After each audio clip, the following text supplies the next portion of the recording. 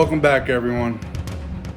Today what we're going to do is we are going to take out the 7-bone-in ribeye, the certified Angus beef that I had dry aging for 45 days. Well, what I decided to do is I decided to let it go for an extra 2 weeks. So now we are sitting just about 61 days. This thing is looking beautiful. So I will show you step by step on how I cut it and trim it and prepare it to be vacuum sealed to be able to freeze it. We're going to take these steaks after we cut them, and I'm going to make them for the family, and we're going to cook them over the open fire pit. We're going to get the coals just right, and we're going to get those steaks perfect mid-rare. So wait until you see this, guys. Check it out. Okay, guys, here she is. She looks beautiful. Look how nice. The smell is amazing. That nuttiness. So what we're going to do is we're going to cut it up. We're going to first start cutting it down the middle.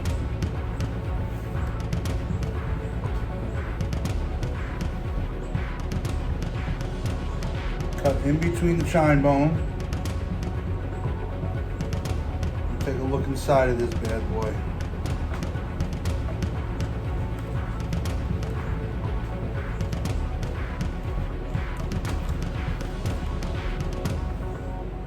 I'm so excited. Look at how beautiful that is. Certified Angus beef, 7-bone-in ribeye. Oh, the smell. I can't wait to cook these. Okay, now I'm going to take one of these halves here, and I'm going to show you how I do my steaks. I'm going to go in between the bones again. Cut down nice and easy. Concentrate on every move that I'm doing. Cut it down. Make sure the knife does the work. Look. Gorgeous.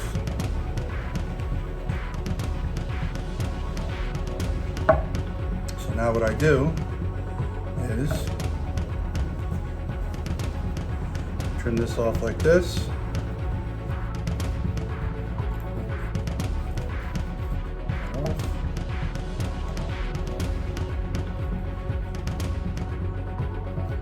This side, this is the bone. All you're doing is just slightly trimming it. Trim off that pellet bone. A lot of people save it, grind it up, and use it for hamburger meat and other ways, but I don't have a grinder for right now, so in the future, when I do, I'll save everything. But you can render down the beef fat and use it that way.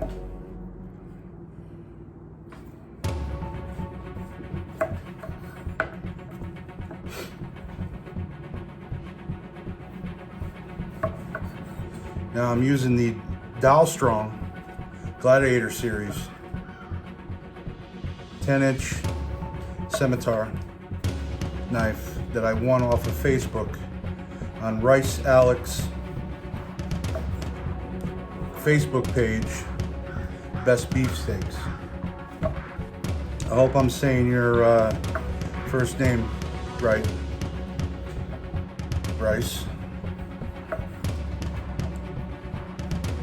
But it's a very good knife and it works well.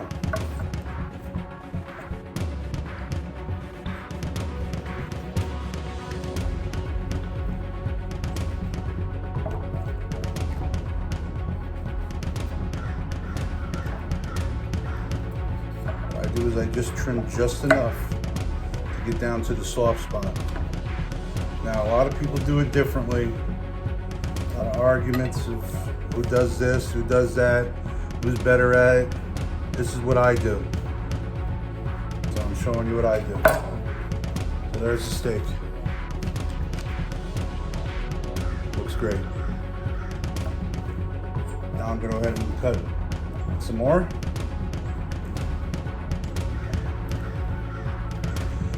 You can see the chine bones here, and this is where the bone lies, the main bone. So what you want to do is you want to cut in between there like so.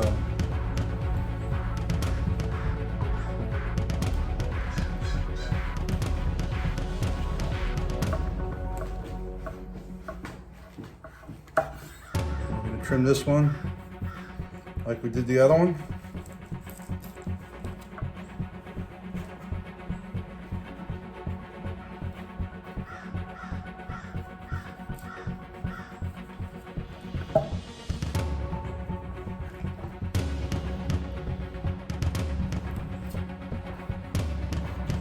Taking off the actual pellicle on the bone itself.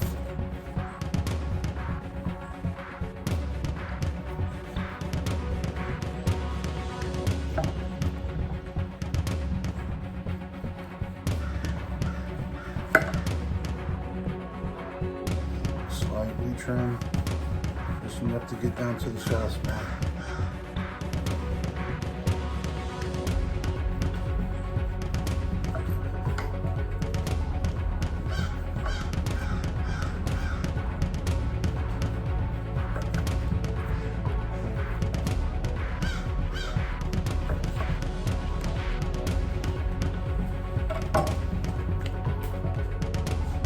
Nice thick steak right there. All right, now this is the end cut. Usually there is more loss with this, so I'm going to show you how I do it. Here's the other end where the previous steak was cut off. Now what I usually do is I usually take it and I trim on the side.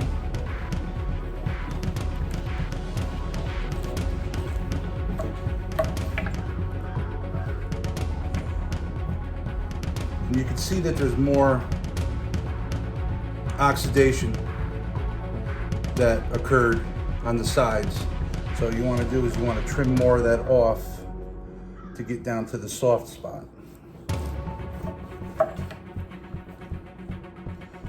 That's pretty soft. You don't have to fear the brown, because the brown is flavor. That dry aged umami savory flavor. Your nose usually tells you whether or not something is bad. When it doesn't smell right and it doesn't look right, if it's slimy and stinks, it's no good.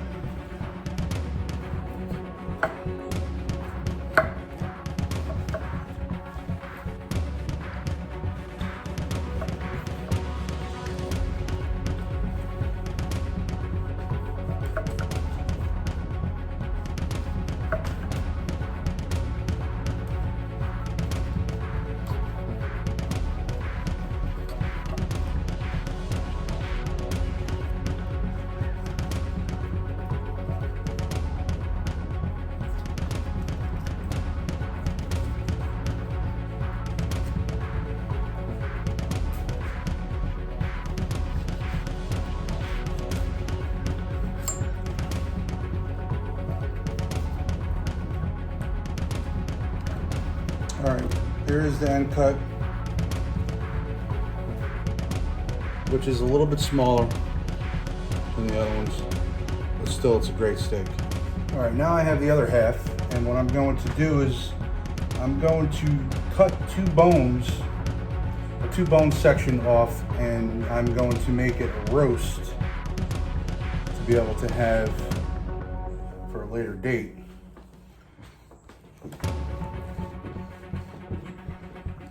Between these bones, sometimes it's tricky. Got it. Okay, what I'm going to do is trim the whole thing.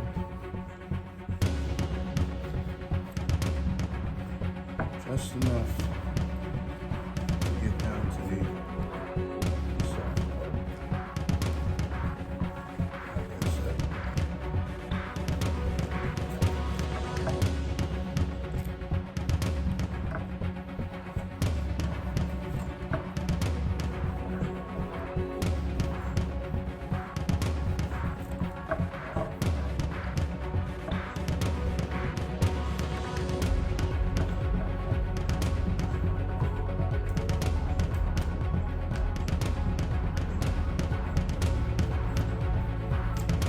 is actually the first time me doing this, doing a roast.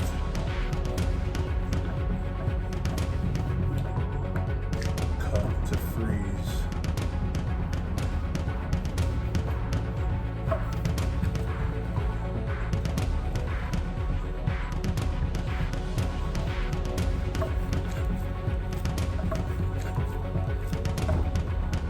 I just love this. This dry aged beef really is become a big time addiction for me. I was taught by a friend of mine out of California from the dry aged beef group. His name is Brian LaShiver, or I don't even know if I'm saying his last name wrong. Please excuse me, Brian.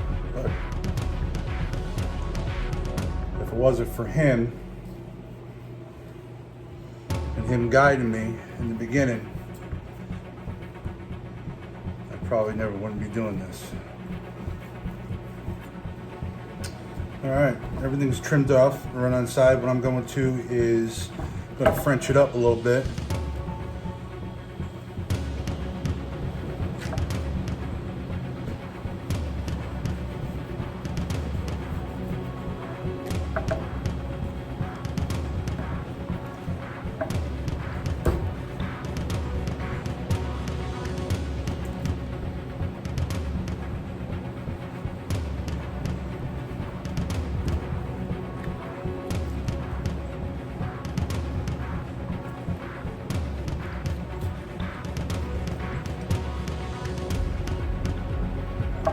Okay, everyone, there's your roast.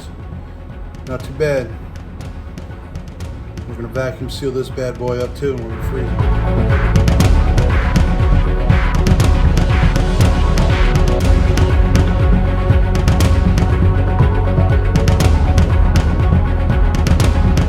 All right, guys, we're gonna go ahead and vacuum seal our roast. We're gonna put one side into the bag, pre-cut bag. Put it down. Hit seal. When it's done sealing, the red light will go off. This is a standard food saver that I bought at Walmart. Works pretty good. All right, now the red light went off. And now we got a seal. All right, we're gonna go ahead and put the roast in.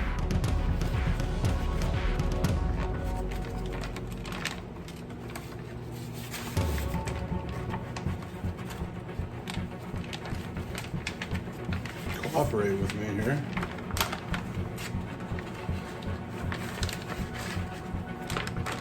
All right, I'm gonna push it all the way down.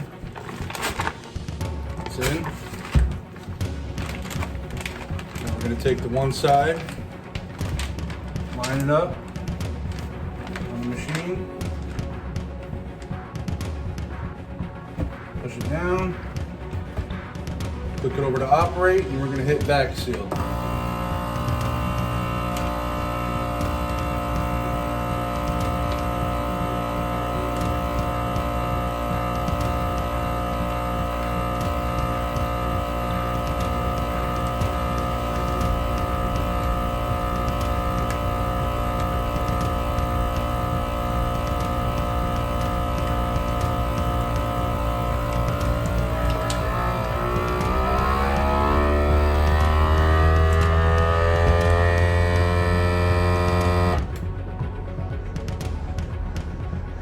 Sucked all the air out of it.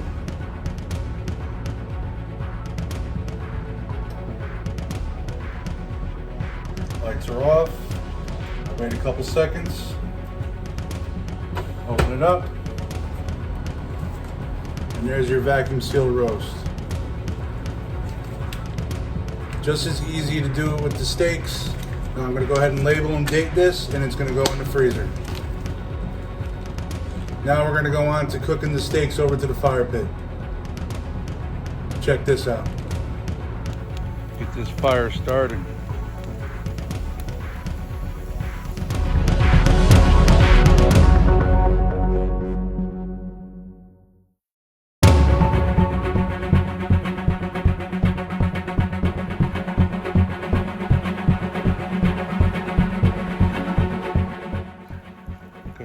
steaks.